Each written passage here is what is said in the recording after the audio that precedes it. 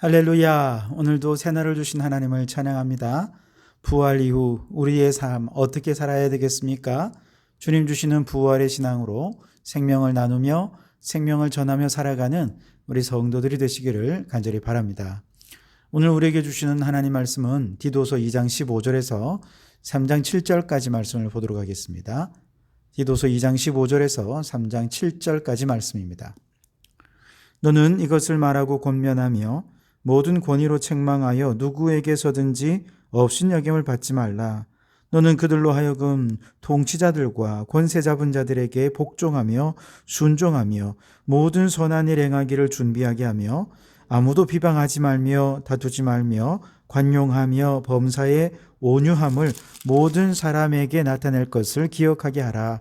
우리도 전에는 어리석은 자요 순종하지 아니한 자요 속은 자요 여러 가지 정욕과 행락에 종노릇한 자요 악독과 투기를 일삼은 자요 가증스러운 자요 피차 미워한 자였으나 우리 구주 하나님의 자비와 사람 사랑하심을 나타낼 때에 우리를 구원하시되 우리가 행한 바 의로운 행위로 말미암지 아니하고 오직 그의 긍휼하심을 따라 중생의 씻음과 성령의 새롭게 하심으로 하셨나니 우리 구주 예수 그리스도로 말미암아 우리에게 그 성령을 풍성히 부어주사 우리로 그의 은혜를 힘입어 의롭다 하심을 얻어 영생의 소망을 따라 상속자가 되게 하려 하심이라. 아멘. 오늘도 이 말씀을 통해 우리에게 주신 하나님의 음성을 듣게 되길 바랍니다. 서두에도 제가 질문했던 것처럼 예수님의 부활을 목격한 이후 이제 우리는 부활 신앙을 가지고 어떻게 살아야 될 것인가? 바울은 지금까지 교회 안에 늙은 남자, 늙은 여자, 젊은 여자, 젊은 남자들 그리고 종들에게 권면을 했습니다. 신중하고 경건하고 절제하고 말에나 행실에 있어서 선한 일에 본을 보여서 하나님의 말씀이 빛나게 하는 자가 되어야 한다라고 권면을 했습니다. 자, 그러나 이렇게 선한 일에 열심을 내는 것이 어떤 도덕적이로 혹은 윤리적인 어떤 의무이기 때문에 열심을 내는 것이 아니라 십자가를 통해 구원해 주신 하나님의 은혜에 대한 너무나도 감사한 그 감사의 반응으로서 기쁨으로 자발적으로 그렇게 선한 일에 열심을 내고 하나님의 말씀이 빛나도록 해야 한다는 것이죠. 오늘 본문에서는 이제 여기서 한 걸음 더 나아가서 우리가 한 국가의 시민으로서 어떻게 이 구원의 은총에 감사한 마음으로 선한 일을 할 수 있을까? 오늘 1절에 보시면 3장 1절에 통치자들과 권세자들에게 복종하고 순종함으로써 선한 일을 할 수 있다. 이렇게 이야기를 하고 있습니다. 그리고 또한 불신자들과의 이웃과의 관계 속에서 우리는 어떻게 이렇게 선한 일을 실천할 수 있는가? 2절에 보시면 아무도 비방하지 말며 다투지 말며 관용하며 범사의 온유함을 모든 사람에게 나타냄으로써 선한 일을 실천할 수 있다라고 또한 말씀하고 있습니다. 더 중요한 것은 이제 바로 그 다음인데요. 우리가 이처럼 순종하고 이웃과의 관계 안에서 선한 삶을 살아야 하는 그 밑바탕에 어떤 마음으로 우리가 그런 순종도 하고 이웃과의 관계에서 이런 일들을 해야 되느냐? 두 가지 마음이 필요한데 하나는 나는 철저한 죄인입니다 라고 하는 죄인의식이고 또 다른 하나는 나 같은 죄인을 구원해 주신 주님의 은총에 너무 감사합니다 라고 하는 감사의 마음으로 이렇게 선한 일들을 행하게 되어야 한다는 것이죠. 3절 말씀을 보시면 우리도 전에는 어리석은 자요 순종하지 아니한 자요 속은 자요 여러 가지 정욕과 행락에 종노릇한 자요 악독과 투기를 일삼은 자요 가증한 자요 피차 미워한 자였으나 라고 이야기를 하죠. 한마디로 우리가 순종하고 이웃을 잘 섬기는 선한 일을 하려면 철저히 죄인의식이 있어야 한다는 거예요. 교만은 자신을 의롭게 여기는 것에서부터 시작되지 않습니까? 우리의 죄악은 서로 비교할 수 있는 대상이 아니라는 거예요. 아유, 나는 저 사람보다는 그나마 좀 괜찮은 거 아니야? 저 사람보다 내가 좀 더 선하지 않아? 라고 생각하는 순간 우리 안에는 교만이 찾아오게 됩니다. 그러나 저 사람도 죄인이고 나도 죄인이기에 서로 비교할 것이 안 된다. 하나님 앞에서는 우리 모두가 다 그저 죽을 수밖에 없는 죄인일 뿐이다 라고 하는 이런 죄인의식을 가졌을 때 우리는 비로소 순종하게 되고 섬기는 선한 일들을 할 수 있게 되는 것이죠. 그래서 우리는 선한 일을 함으로써 저 사람보다 내가 좀 더 의로워져야지 라고 생각하면서 그 일들을 하는 것이 아니라 나는 하나님 앞에 불순종하던 자요, 불순종의 아들들 가운데서 역사하는 저 마귀의 종로로 타던 자였다 라고 하는 이 죄인의식을 가지고 비록 통치자가 내 마음에 들지 않고 권세자들이 나와 좀 다른 생각을 가진다 하더라도 그들을 향해 순종할 수 있어야 한다는 것이죠. 이웃들 중에는 정욕에 따라 살고 때로는 악하게 행하는 사람들이 있습니다. 우리의 마음에는 그들을 바라보면서 비난하고 정죄하는 마음이 들지요. 그 얘기는 나는 저 사람보단 좀 낫다는 생각 아니겠습니까? 그러나 그러지 말라는 거예요. 오히려 우리의 자신의 과거를 생각하라는 것이죠. 맞아. 과거의 내 모습이 저랬지. 나도 저 불신자들처럼 정욕과 행락의 종노릇하며 살았었잖아. 나도 악독과 투기를 일삼는 저 사람보다 더하면 더했지 덜하지는 않았어. 나도 가증스럽고 미워한 자였어 라고 우리 스스로를 죄인으로 인식한다면 아무리 이웃들이 이렇게 악한 일을 행하고 이웃들끼리 피참 미워하고 가증스럽게 행한다 하더라도 그런 이웃들 우리가 다 품어줄 수 있게 되는 것이죠. 이걸 누가 제일 잘했느냐 하면 사도 바울이 제일 잘했습니다. 그는 배운 게 참 많았잖아요. 유대인이었고 히브리인 중에 히브리인이었고 또 가말리엘 문화에서 공부를 할 정도로 대단한 사람이었습니다. 그러다 보니 불뚝불뚝 교만이 솟아나왔습니다. 자신이 가진 율법의 지식으로 사람들을 비난하고 정죄하고자 하는 마음이 그 마음속에 불뚝불뚝 올라왔습니다. 그렇게 교만해지려 할 때마다 누군가를 정죄하고 싶은 마음이 생겨날 때마다 그는 그 마음속에 고백합니다. 아니야. 나야말로 죄인 중에 괴수야. 나야말로 죄인 중에 괴수야. 저 사람보다 나을 거 하나도 없어. 나는 저 사람을 정죄하고 비난할 아무런 자격이 없는 사람이야. 그러면서 교만하고 정죄하려는 마음을 겸손하게 낮춘 것이죠. 반면에 이스라엘 백성들은 영적인 특권의식에 빠졌습니다. 야, 우리는 하나님이 택하신 선민이야. 율법을 하나님의 말씀으로 잘 받은 우리는 정말 대단한 사람들이야. 그러니 율법대로 살아야지. 너는 왜 율법대로 안 살아? 너는 왜 율법대로 안 살아? 그러면서 율법을 가지고 비난하고 정죄하다가 결국 누구까지 죽였습니까? 하나님의 아들 예수 그리스도를 십자가에 못 박아 죽이는 엄청난 죄를 범하지 않았습니까? 여러분, 우리가 교만해지지 않으려면 우리가 그 은혜 밖에 있을 때 구원받기 이전 우리의 모습을 항상 떠올려 보아야 합니다. 당장의 정죄를 그치고 겸손해질 수 있게 될 것입니다. 그러한 겸손함이 나라 안에서 한 시민으로서 그리고 불신자들과의 관계 안에서 선한 일에 힘쓰도록 하는 아주 중요한 원동력이 될 것입니다. 이렇게 3절에서 은혜 밖에 있던 죄인의 모습을 떠올리며 겸손했던 바울은 4절에서 7절까지 이제 우리가 구원받은 구원의 전 과정을 자세하게 언급을 하고 있는데요.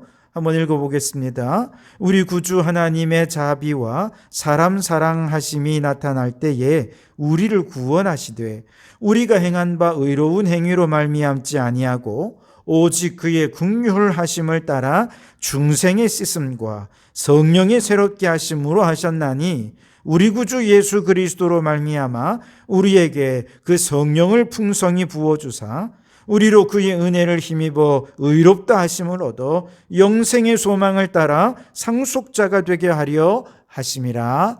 아멘.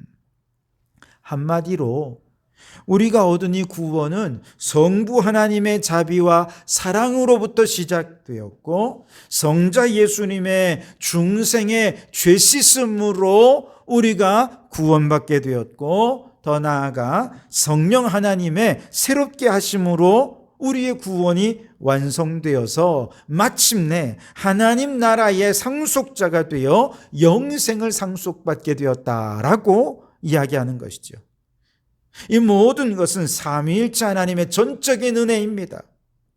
그 전적인 삼위일체 하나님 은혜로 우리를 구원하신 이유는 결국 하나님의 자녀가 되어서 천국을 상속해 주시고자 하기 위함이라는 것이죠. 자, 그런데 로마서 8장 17절에 보면 우리는 그리스도와 함께 한 상속자라 그렇게 얘기하고 있습니다. 그리스도와 함께 영광을 이어받을 자라고도 말씀을 하고 있습니다. 다시 말해서 우리 예수님께서는 부활하신 이후에 하늘에 오르셔서 하늘과 땅의 모든 권세를 받으셨습니다. 그리고 마지막 날 우리 주님 재림하실 때 주님의 그 모든 권세를, 그 모든 영광을 이 땅에 구원받은 모든 성도들에게 고스란히 상속해 주실 것입니다.